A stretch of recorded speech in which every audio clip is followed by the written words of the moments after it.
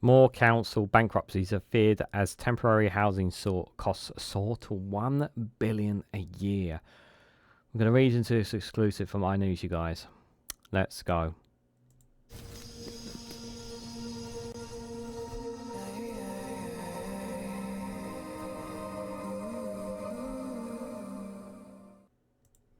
Good morning, good afternoon, good evening, wherever you are in the world. This is Reganelite here with an exclusive from iNews with the headline of more council bankruptcies are feared as temporary housing costs soar to £1 billion a year. Some of the worst hit councils are spending more than half of their total housing budget on emergency temporary accommodation.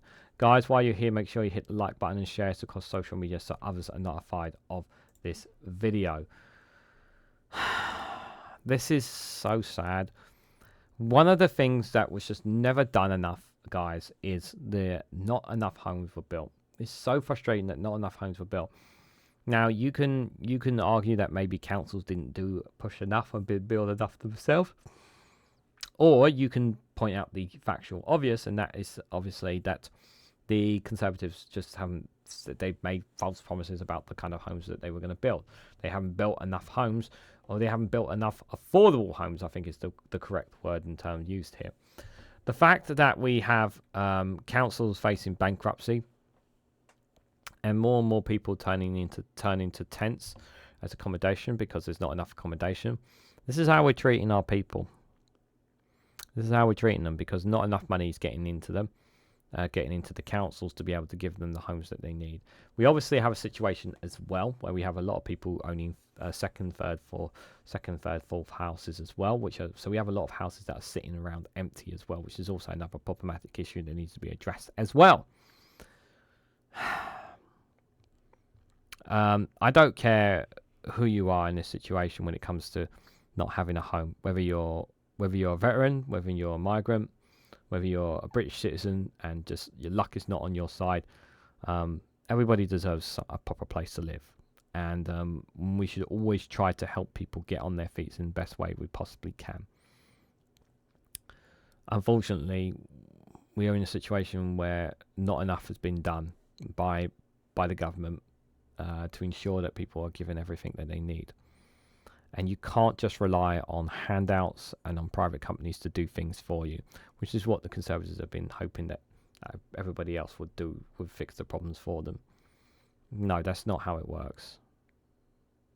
The moment we start relying on charity, it means it gives the government a reason to put their feet up. All these food banks that we have, as an example, it says to the government, well, we don't need to deal with this cost of living crisis then. You guys have got food banks you can fall back on. We don't need to do anything. You guys keep paying your taxes and we'll take some and we'll keep some for ourselves and whatnot, while you guys just keep doing handouts and helping out people who are struggling. Yeah, it's not right. So let's read what this exclusive has to say, guys. So more councils could face bankruptcy if housing homeless families in temporary accommodations continue to cost more than $1 billion a year. Local authorities insiders have warned. Exclusive data from the Local Government Association, the LGA, shared with I that shows that the total amount of spending on temporary accommodation by councils across England has soared over the past 8 years. Past 8 years, guys. That's insane. Temporary accommodation, including emergency housing, such as hotels, B&Bs, privately rented homes, converted office blocks, shipping containers and hostels. It is used to house individuals and families who have been made homeless, often because an eviction is where no social housing is available. This is the key word, social housing. There's not been enough social housing. People need social housing. There's not been enough of them at all whatsoever. According to analysis of LGA's revenue accounts data, the total amount spent by councils on temporary accommodation has soared by more than £733 million since 2015-2016. Back then, councils spent around £315 million on emergency housing. However, in 2023-2024, they spent over £1 billion. The true figure could be higher as may rise when the latest data on spending is available. Temporary accommodation bills present a growing risk to councils' financial sustainability. Councillor Claire Holland, the LGA's housing spokesperson, had told the Eye. Some of the worst hit councils are now spending more than half of their total housing budget on emergency temporary accommodation. In their 2015-2016, the total spend on temporary accommodation was, on average, 18% of the council's total housing budget. It now accounts for 61% according to the LGA. The budget is also needed for other services such as early homelessness prevention, vital homelessness support, including mental health, and additional services, what is known as move-on accommodation for rough sleepers. This helps people who have ended up on the street transition into safe housing. But some local council officials from across the country have told the idea fear being forced to cut budgets or raise council tax. Nothing is done to support them with temporary accommodation costs or to increase the supply of social housing. If nothing is done, Miss Holland and the LGA, which represents councils across England and Wales, are warning that temporary accommodation costs could push local authorities towards financial ruin. The LGA said councils are now being forced to spend such large sums because there are nearly 13,000 households in temporary accommodation. Councils issued a Section 114 notice when they are financially on the ropes. This is comparable to declared bankruptcy, and in 2023, Birmingham Council did this, announced it would raise council tax by 21% over 2 years. It has also cut its housing budget. Concerns have been raised about the impact of living in temporary accommodation on families. Last year, the Eye reported that homelessness may have been a contributing factor to at least 34 children's deaths in England between April 2019 and March 2022. 34 children have died under this Conservatives. That's not COVID. That's because we've not provided enough homes for our people. Ms Holland, who was the leader of Lambeth Council in London, says affordable social housing is in short supply because of right to buy, and private sector temporary accommodation providers know that it can keep increasing the cost as a result. Yeah, right to buy has really hurt the country. We would rather give people permanent homes than spend taxpayer money on private temporary accommodation, which gets more and more expensive because providers know that they have no option but to pay them. Holland said some providers in her South London borough hiked the prices of temporary accommodations rapidly last year and said they would pull the plug if we didn't pay. Such outcome would have been a nightmare because of a whole load of housing supply would have disappeared, leaving homelessness families in the lurch, she said.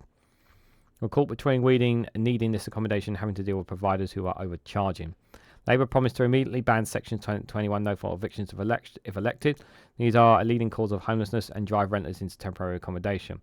The party's manifesto also pledges to introduce a cross-government strategy to end homelessness, working with mayors and councils across the country. However, neither Labour nor the Conservative Party have pledged additional funding to help ease the burden of temporary accommodation bills. In their manifesto, the Conservatives committed a review of the quality of temporary accommodation. Many councils are now struggling due to their temporary accommodation bills. According to the LGA's figures, some of the worst hit areas are Hastings, Crawley, Arnswain, Haverford, Dartford, Canterbury and Dover. In each of these places, homelessness has soared as rents and house prices have risen in recent years, and as a result, so has the spending required to support people who have been evicted. The increase in homelessness spending means that councils have less money to invest in and run homelessness prevention services. Hastings Council source described the situation as a massive challenge and said that Section 21 no-fault evictions were a big part of the problem. We're only a small authority, but last year our net spend on temporary accommodation was about 6.5 million. But our entire budget is around 17 million, so that's a huge proportion of our budget. Hastings Council is trying to buy former council properties back from private landlords, something Lambeth Council has also done. We need to wrestle back control of our housing market, the source said. Yeah, and this is the problem. Yeah, too many private landlords have got too much control, too many homes, and they can bump up the price and just get away with it. This is one of the biggest problems here. This is one of the biggest problem. Another big problem. So this analysis piece here, growing temporary accommodation crisis. Private rents are rising faster than overall inflation, and with the contract supply of affordable homes, this has worsened the housing crisis. According to the latest data from the Office of National Statistics, the cost of private renting privately is rising faster than the overall consumer inflation, which is now back at 2%. Private renters' housing costs rose by 9.2% between March 2023 and March 2024. This has created an enormous problem for lower income private renters who rely on housing benefits via universal credit to pay their rent because the available state support has not kept up with private rent increases. Housing benefits calculated by something known as the Local Housing Allowance, the LHA. This was boosted by the Conservative government in November 2023. However, rent inflation has wiped out that increase in some places. This has caused a number of homeless families and individuals to rise, creating a temporary accommodation crisis. That in turn has created a financial crisis for local councils. The worst hit councils are now spending millions of pounds a year on trying to cope with the fallout of unprecedented expansion with a number of homelessness people in need, particularly families with children who have been evicted and priced out of the private rented sector. The LGA is urging the next government, with polls indicate that will be Labour, to take urgent action to relieve some of the pressure being caused by rising homelessness and spiralling temporary accommodation costs. Solons has called for a new settlement for local authorities to help better support homeless people and prevent people becoming homelessness in the first place by ensuring there is enough social housing. The LGA said it would include reforming rights to buyers so that any social housing that is sold off is replaced with new social homes, and allowing councils to keep 100% of sales receipts. It would also include scrapping permits, developed rights at PDRs, which allow former office buildings to be turned into often substandard housing without planning permission, and immediate ban on Section 21 no-fault evictions of renters. Also calls for more investment in social housing, allowing local governments to continue access to preferential rates through the Public Works Loans Board when borrowing to build affordable homes. A commitment to increase the LGA and a substantial increase to Affordable Home Programme, AHP, which funds affordable house building, should also be looked at. Angela Rayner, Labour's deputy leader and shouting Housing Secretary, said that the Tories have abandoned families across Britain by failing to act. Ms Rayner blamed the toxic mix of rising rents and a failure to end the no-fault evictions for the situation, and said councils were left picking up the pieces of the Tories' housing crisis. If they're elected, they promised to put an end to immediate no-fault evictions and deliver the biggest boost to affordable social housing for a generation. Labour has made no comment on the allegations of new funding to local authorities, specifically to deal with the temporary accommodation crisis. The Conservative Party was contacted for comment, and they did not respond. Yeah, this is the crisis that we are facing when it comes to homes.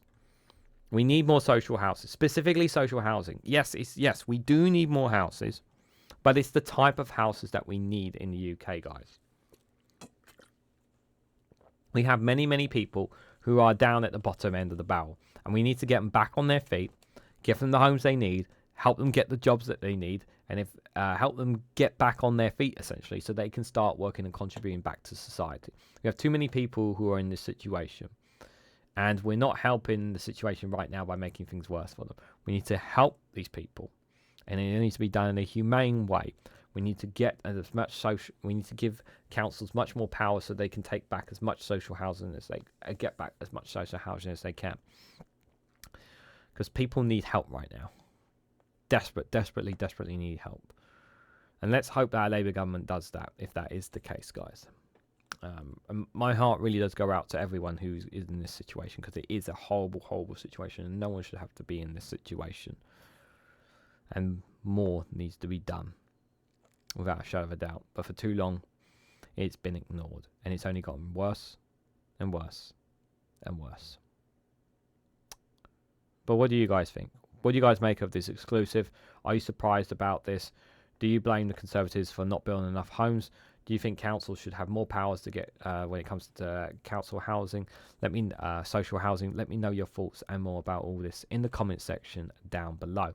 If you found this video interesting, please hit the like button, be greatly appreciated. Share this across social media so others are notified of this video, and subscribe, because it really does help support the channel. And if you want to go one step further, financially support me and the work that I do here, you can do so by becoming a YouTube member for as little as 99p, or join me on Rumble or Patreon for exclusive content on those platforms. So thank you all so much for watching. I hope to catch you all very soon.